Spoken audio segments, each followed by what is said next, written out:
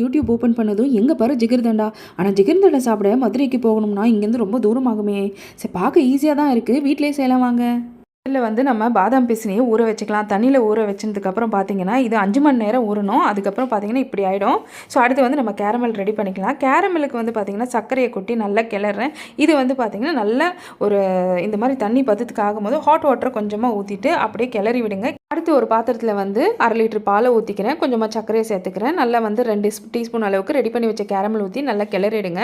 பாலாடையை நல்லா எடுத்து விடுங்க. இப்போ வந்து பார்த்திங்கன்னா நல்லா ஒரு திக் கன்சிஸ்டன்சிக்கு வந்துருச்சு. அது தனியாக எடுத்து வச்சுருங்க.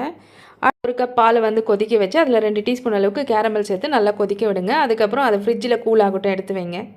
அடுத்து வந்து நம்ம ஒரு கிளாஸில் ஊற வச்சு அந்த பாதாம் பீசனை வந்து கொஞ்சமாக சேர்த்து பாலாடையை வந்து கொஞ்சம் அதில் ஆட் பண்ணி அதுக்கப்புறம் வந்து நம்ம ஃப்ரிட்ஜில் எடுத்து வச்சு அந்த பாலை வந்து இதில் சேர்த்து அடுத்து சேர்த்துக்கிறேன். மேலேயே கேரமல் சாஸும் கொஞ்சம் ஊற்றிக்கிறேன். ஸ்பூனில் எடுத்து சாப்பிட பயங்கர டேஸ்ட்டுங்க. நீங்களும் வீட்டில் ட்ரை பண்ணி